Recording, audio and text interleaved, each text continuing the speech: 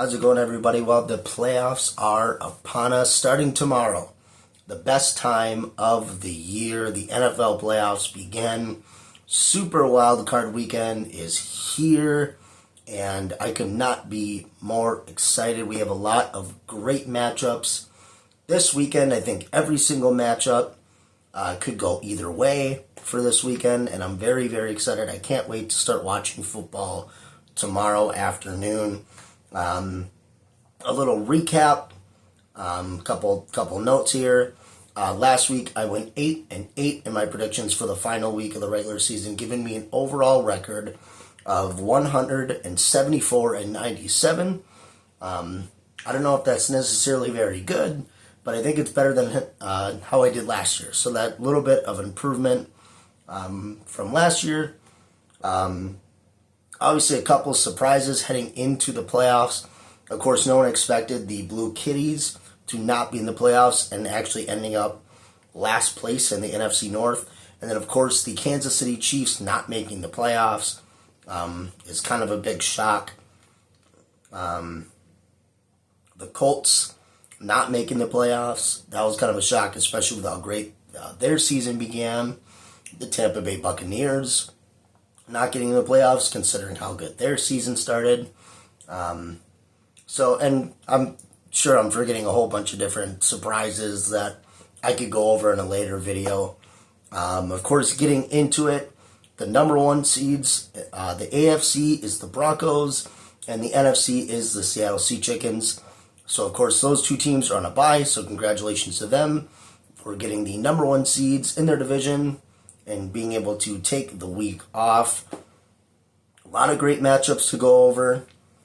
So we'll just get right into it. Starting tomorrow afternoon, we have the LA Rams, the 5 seed, taking on the 4 seed Carolina Panthers.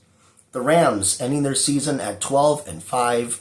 Last week they blew out the Arizona Cardinals, 37-20.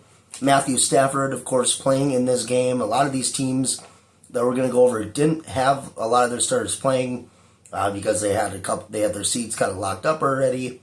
But the Rams could have still improved their spot, so they had a lot of starters play.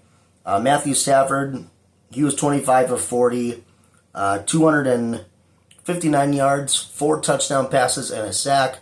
He is my personal favorite for MVP, him and Drake May. I think Stafford edges him out just a little bit.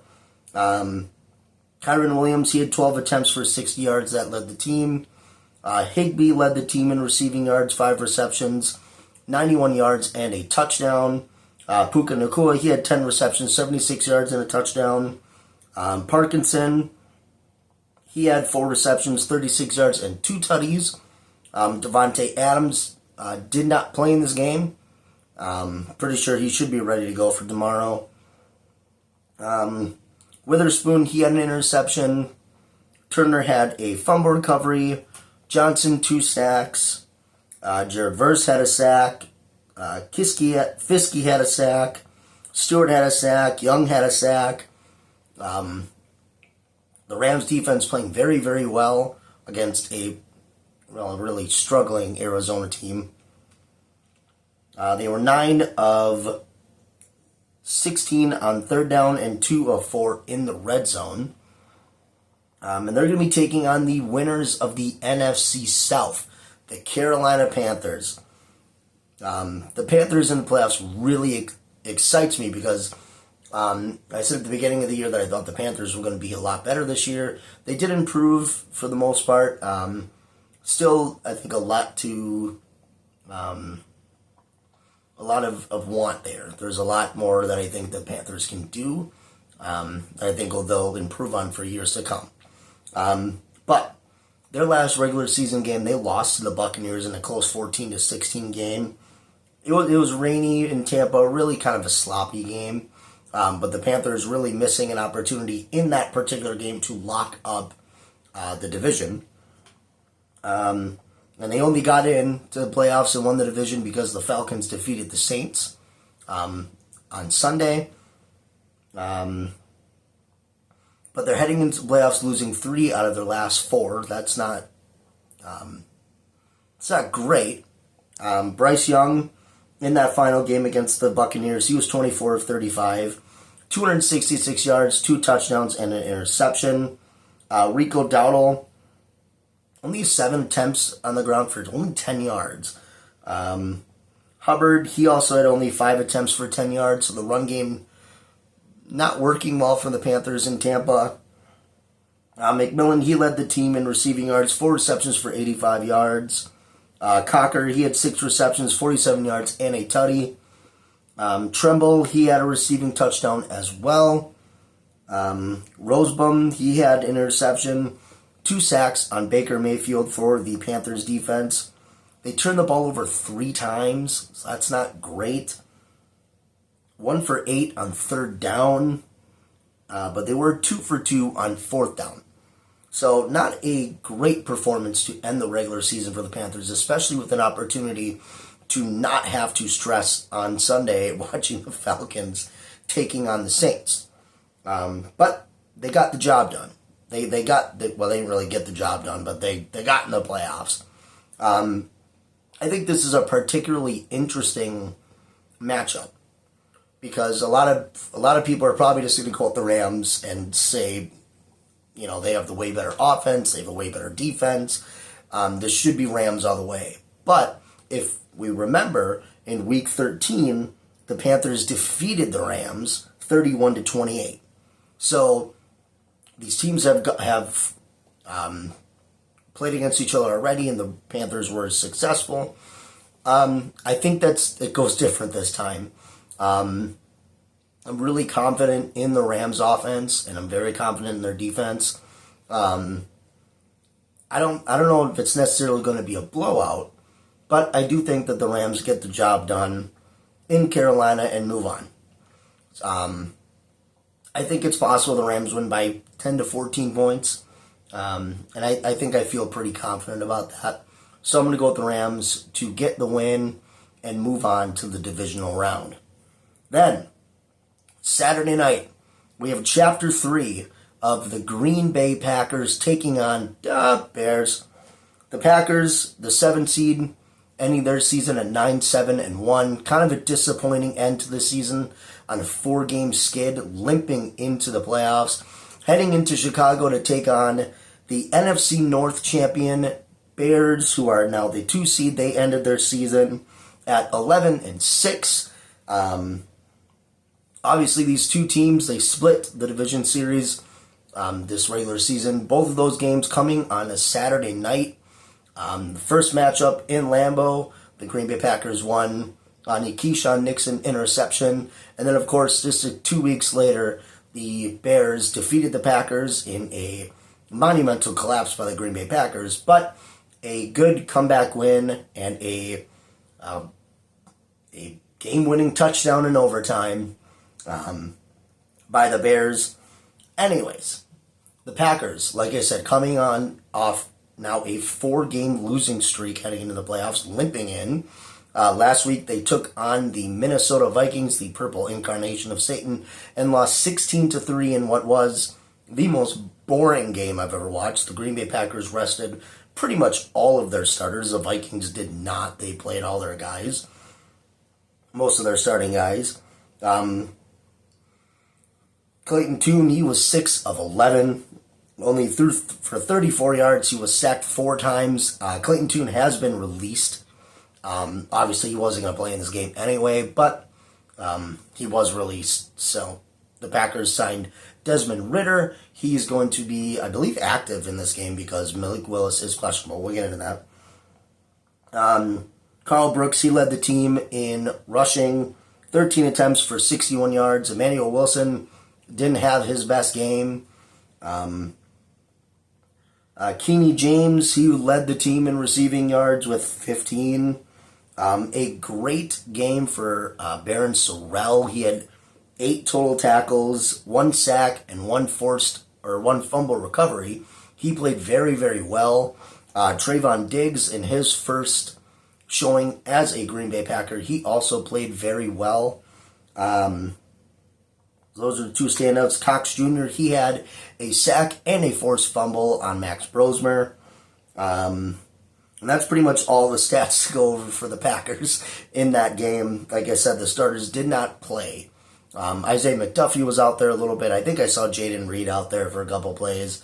Romeo, Christian, a lot of these starters, they were suited up, but they did not play. Let's see here.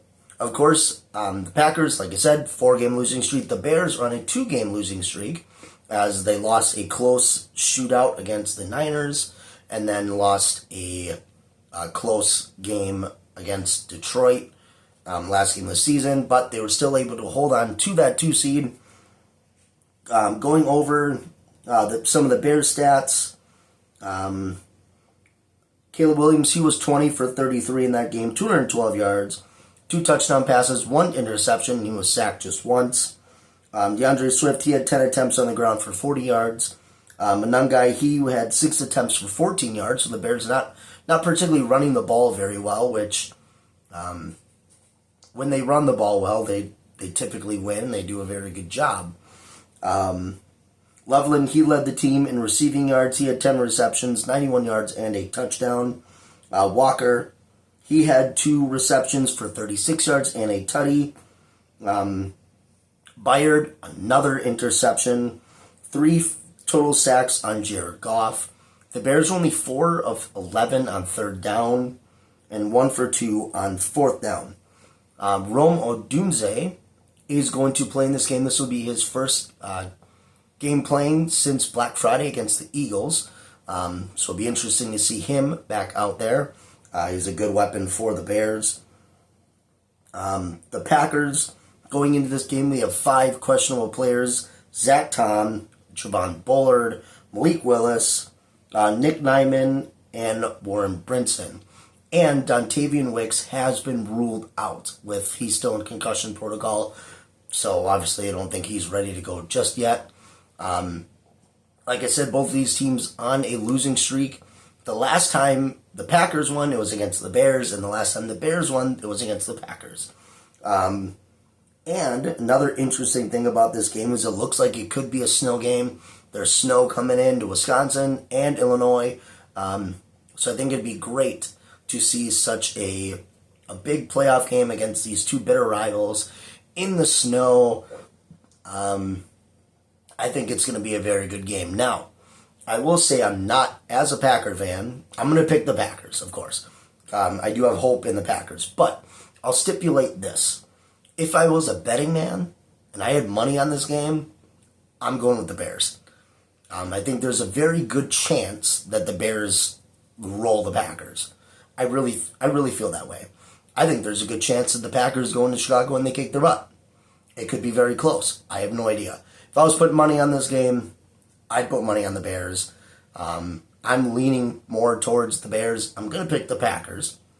But I think there's a better chance that the Bears win this game. But I'm not picking against the Packers. Packers win and move on the divisional round. Go Pack, go. All right. Then, starting on Sunday, we have a good AFC matchup between the 6-seeded Bills taking on the AFC South champions, Jacksonville Jaguars. The Bills ending their season 12-5, which is pretty respectable for them. In a blowout win against the Jets, 31-8. Josh Allen did not play in this game. Mitchell Trubisky was in there, 22 of 29, 259 yards, 4 tutties for Trubisky. Ray Davis, he had 21 attempts on the ground, 151 yards. Of course, James Cook not playing in this game. 1 receiving touchdown for Ray Davis as well. Johnson, he had a rushing touchdown and a receiving touchdown. Coleman, he had 2 receptions for 49 yards. That led the team in receiving. Gabe Davis had a receiving touchdown. Knox had a receiving touchdown. 1 sack for the Bills defense. 38 minutes and 20 seconds of time of possession, so having the ball for a good chunk of the game. 30 first downs for the Bills. 6 of 13 on 3rd down, 3 of 5 on 4th down. They were 5 of 6 in the red zone and only committed 3 penalties. So a good showing from the Bills to end their season. Of course, they had it. They already had a playoff spot locked up. The Patriots had already won the AFC East, so of course not much to really play for the Bills. I think maybe seeding, but the Bills going into this game as a 6 seed is kind of surprising. At the beginning of the season, I'm pretty sure I picked the Bills to win the division. But getting to the playoffs nonetheless, and they have a tough task. They got to head into Jacksonville and play a red-hot Jacksonville Jaguars team who are coming off a blowout victory against the Tennessee Titans, 41-7. An 8-game win streak right now for the Jags. T-Law in that game against the Titans, he was 22 of 30, 255 yards, 3 touchdowns, and he was sacked just twice. And then Travis Etienne, 14 attempts on the ground, 32 yards. That led the team. Tutton, he had a rushing touchdown. Washington led the team in receiving, 5 receptions, 87 yards, and a touchdown. Strange, he had a receiving touchdown, and so did Morris. Johnson had a pick, 1 sack on Cam Ward. Cam Little, 2 for 2 on field goals, including a 67-yard field goal. I'm pretty sure that's a new record. This is a good matchup. I think this could go either way. The Bills' defense kind of worries me a little bit. Their offense worries me a little bit. But I just have a feeling. I have a feeling that the Bills are going to win this game. I think it's just a matter of time before the Jags kind of fall back on some of the issues that they have. I'm going to go with the Bills here. It's going to be a close game in Jacksonville. I think it's going to be a great game. But I'm going to go with the Bills here. I just have a feeling that Josh Allen's going to have a big game. So I'm going to go with the Bills here. All right. Then we have another good matchup. The 6-seed San Francisco 49ers taking on the 3-seeded Philadelphia Eagles. The Niners, ending their season at 12-5, had an opportunity for the 1 seed on Saturday night. Home game against their rivals, Seattle Sea Chickens, and they just came out and just looked awful. It was kind of surprising coming off of a shootout against the Bears on Sunday Night Football just the week prior, and they came out and they lost 13-3, and kind of was a really disappointing game. I was really excited about this game. I thought it was going to be a big shootout. I picked the Niners. I thought the Niners were going to come out rolling, and they just didn't. Brock Purdy was 14 of 27, 127 yards, no touchdown passes. He did have an interception. He was sacked 3 times. CMC, he had only 23 yards on the ground and 34 receiving yards, so led the team in rushing. Jennings, he had 4 receptions for 35 yards. They had 2 sacks on Sam Darnold. Only had the ball for 22 minutes. They were 2 of 9 on 3rd down and 0 for 2 on 4th down. So really, a really disappointing performance by the Niners. And they have a tough task. They're going to be taking on a Philadelphia Eagle team that's kind of been up and down all year, right? They had games where their offense looked awful, but their defense looked good. And then it was vice versa. And I think the Eagles are a very weird team. But of course, the Eagles, the NFC East champions, now back-to-back NFC East champions. The first time that's happened, I think in like 20-something years that they had a back-to-back champion in the NFC East. They're coming off a loss to the Washington Commanders. They had an opportunity for the 2 seed if they had won, but they didn't play much of their starters here. It seemed that they were pretty content with where they were at. McKee started at quarterback. He was 21 of 40, 241 yards, 1 touchdown, 1 interception. He was sacked 3 times. Bigsby, he had 16 attempts on the ground for 75 yards and a touchdown. Smith, he led the team in receiving 3 receptions for 52 yards. Cal Calcaterra had a receiving touchdown, and Hunt had an interception and a fumble recovery. The Eagles were 6 of 14 on third down, 0 for 3 on fourth down, 9 penalties for 123 yards. So that's not great. I think this should be a good matchup, but I'm going to go with the Niners here, and I think the only reason why is because I've seen more inconsistency with the Eagles. And I think their defense is going to play good. I have a feeling this is going to be a low-scoring game. And I only feel that way because the Eagles' defense is very, very good. So I think that limits the Niners. But the Eagles' offense has really struggled this year. So I think it'll be low-scoring, maybe 21-10. Well, that's kind of high scoring. Yeah, maybe 14-10, 17-10. I'm going to go with the Niners here. I think the Niners get the job done. At least overall, I think the Niners are a better team all around. But I could also see the Eagles winning too. But like I said earlier, most of these games, all these games, I could see going either way. But I'm gonna go with the Niners here. Should be a good matchup in Philly. Niners get the win and move on to the divisional round. All right, then Sunday night we have the 7 seed LA Bolts taking on the 2 seed New England Patriots. The Bolts ending their season at 11-6 with a really kind of a boring game, a loss to Denver. Excuse me, I'm sorry. Denver was 19-3. Justin Herbert didn't play in this game. Trey Lance was out there. He was 20-44. 130 yards, 1 interception, no touchdowns. He was sacked 4 times, and he fumbled the ball once. Trey Lance also led the team in rushing. He ran the ball 9 times for 69 yards, giggity. Allen, he led the team in receiving yards, 7 receptions for 36 yards. 4 sacks on Bo Nix. They were 7 of 20 on third down. That's not encouraging, but of course, no Justin Herbert.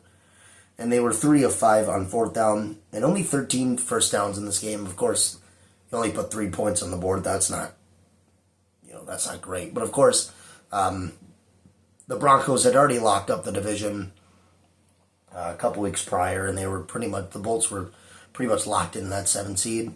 But they're going to have a tough task. Tough task heading into Foxborough to take on the AFC East champions, the 2-seeded Patriots. Drake May did play in the blowout victory against the Dolphins because they still had an opportunity, the 1 seed, depending on how the Denver game would have went. But so Drake May did play against the Dolphins. That they steamrolled them 38-10. Drake May was 14 of 18, 191 yards and a touchdown. Then the Pastronaut came in, Josh Dobbs. He was 3 for 4 for 23 yards. Stevenson, he had 7 attempts on the ground for 139 yards and 2 rushing touchdowns. He also had a receiving touchdown. Henderson had 2 rushing touchdowns. Henry, he had 5 receptions for 56 yards. Ponder had a fumble recovery. Hawkins had an interception. They had 4 sacks on the Dolphins quarterbacks. It was Ewers and somebody else, I don't recall. 5 of 10 on third down. Only 4 penalties, so that's good. And this should be an interesting matchup. I think the Patriots win. I think the Patriots are one of the best teams in the NFL. In my personal opinion, I think that the Patriots are better than the Broncos. Obviously, the Broncos got the 1 seed; they have the better record. But I think overall, I think the Patriots are probably the best team in the NFL. Their offense is explosive. Their defense is very, very good. Mike Vrabel has done a great job with this Patriots team, and I'm excited to see this team in the postseason to see how Drake May does. I think the Patriots win this game. I don't feel like it's going to be a close game. I feel like the Patriots should handle business pretty easily. I know Justin Herbert's been banged up a lot. And I just don't trust the Bolts offense. I just don't. I think this is an easy win for the Patriots, if I'm going to be honest. So Patriots move on to the divisional round. And then Monday night, because for some reason we have to have a Monday night game in the playoffs because Roger Goodell is a douche. Personally, I think that. It's a good matchup, though. The 5-seeded Texans taking on the 4-seeded Pittsburgh Steelers. The Texans ending their season at 12-5. They ended their season against the collapsing Colts, winning a pretty good matchup, 38-30. C.J. Stroud, he was 14 of 23 in this game, 169 yards, giggity, 1 touchdown, and 1 rushing touchdown. And then Davis Mills came in. He was 3 for 9 for 36 yards. Brooks, he led the team on the ground with 13 attempts for 63 yards.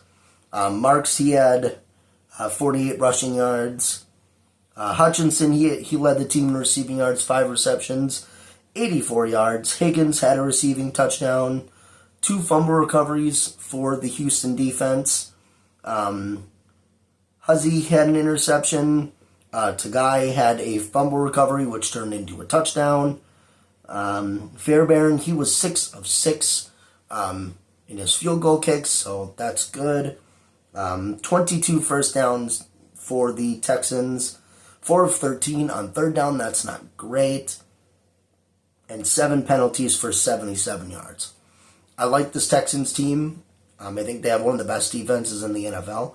And I'm really, really excited to see this defense going against the GOAT, Aaron Rodgers, the Pittsburgh Steelers, the AFC North champion Pittsburgh Steelers, because the Baltimore Ravens can't kick a field goal.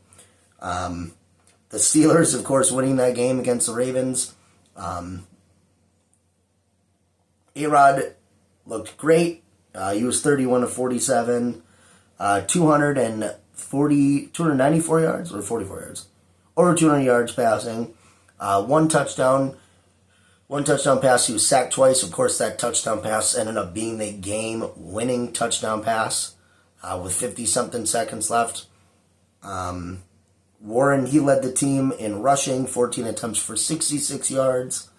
Gainwell and Hayward both had a rushing touchdown apiece. Gainwell had 8 receptions for 64 yards.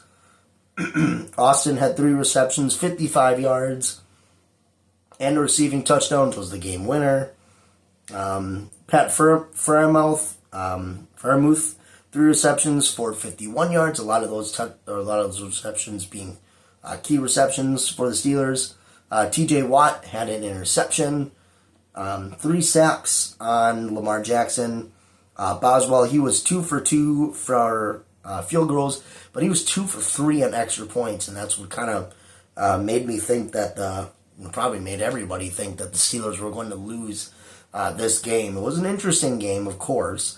I thought the Steelers, for the most part, the missed extra point and the defense looked like they were about to let Aaron Rodgers down, and I wasn't really happy about it, to be quite honest with you. But they ended up getting the job done. They got lucky. Of course, DK Metcalf will return in this game. He's been suspended for the last 2 weeks because he thought it was appropriate to go up to a fan and attempt to strike the van, which, I mean, come on, buddy, grow up a little bit. But anyway, he will return for this game. I like this matchup. I think it's a good matchup. Obviously, I'm gonna go with the Steelers here. I'm gonna go with the GOAT, Aaron Rodgers. I think he can get the job done. It's going to be a tough task for the Steelers. This Texans defense is very, very good. One of the best in the league. So it's really going to test Aaron. Of course, the Steelers defense, can't really trust them. They get paid a lot of money and they struggle quite frequently. And the Steelers' offense has been wishy-washy all season. But I'm going to go with the Steelers to get the win. It's in Pittsburgh. And I think Aaron, obviously, is the GOAT. I think Aaron's the better quarterback. But it should be a good matchup on Monday night. I can't wait. The playoffs are here. I'm excited. We'll see you all on Saturday night for the Packers postgame. Hopefully it's a win. Like I said, I'm not too confident about that. But the playoffs are here. Thank you all for watching. If you've made it all the way to the end of the video, thank you so much for watching me and checking out my videos all season. Hopefully there's 3 or 4 more, right? 3 or 4 more Packer post games. That's what we're hoping for. But we'll find out Saturday night. Thank you all for watching, and as always, go Pack Go.